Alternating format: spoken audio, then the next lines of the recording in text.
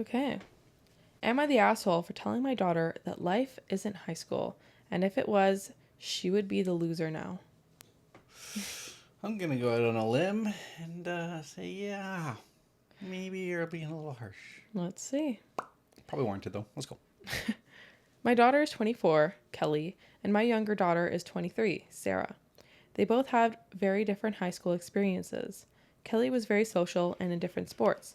Sarah was very academic and had a small group of friends. Kelly got a sports scholarship for college, but soon dropped out of college after she failed multiple classes. She basically partied and did her sport and nothing else. Sarah went on to finish her degree and is doing well in life. Kelly has a jealousy issue, and I have talked to her about it before. She is never happy when Sarah has an accomplishment. Today, Sarah told us that she is going on a cruise for her vacation this year. Kelly always wanted to go on a cruise and couldn't afford it with her waiter job. In the car, she blew up, saying that Sarah was a loser in high school, so it isn't fair that she has all of this now. She went on for a bit when I had enough. I told her that life isn't like high school, and if it was, she would be the loser now. This started an argument, and she called me a bitch. Am I the asshole? No. Call them out. Call them out. The only way that they're going to recognize is when you call them out. They need to be put in their place, shamed a little bit, called out to realize that they're in the wrong. I hate people who are always like throwing digs at people that are successful or doing something because they're not. It's purely jealousy. Yeah, huge jealousy. You don't want to see other people do well when you're not doing well. Exactly. You're just jealous. Yeah. Now you're lashing out. Top comment. Not the asshole. While it's never good to call your child a loser, you were using the word she used for her sister, and in a conditional manner, so I'll give you the pass. I think it's probably closer to the truth that Sarah was never a loser. She was just playing a different game.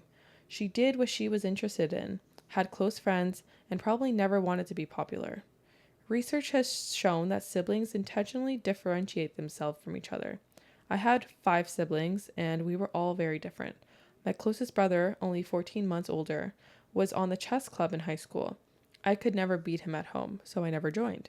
In this case, since Kelly was older and liked sports, Sarah could never be as good as Kelly in sports, so she chose to focus on classwork. Kelly was a favorite with the coaches, and Sarah with the teachers.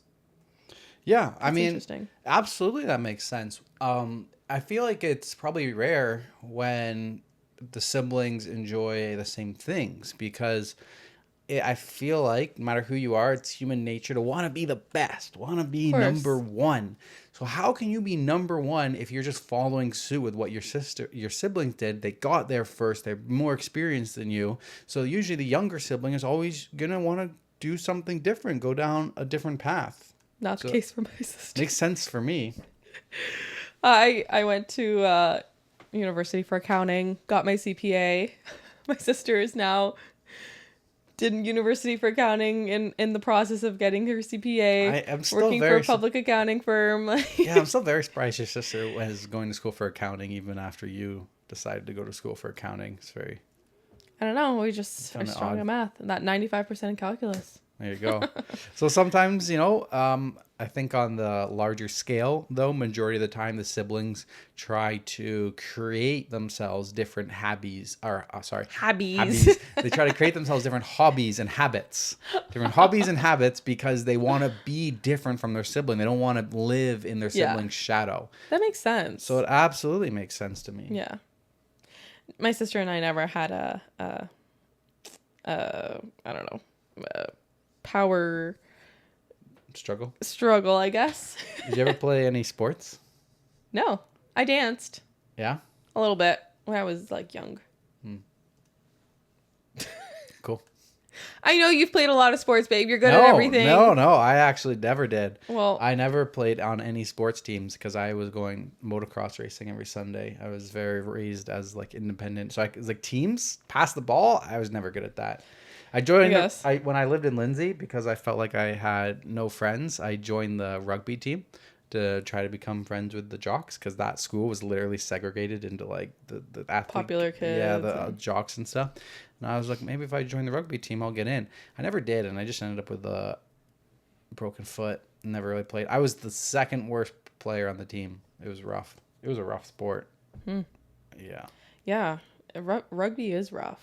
It was rough. And I always felt like I sucked at it. I was just grateful to be on the team. One guy had to get cut. And then I remember there was one guy worse than me. Like, they would put me in before him. And they had to put me in, like, at least, like, once per game. And I hated it. I hated being on the field.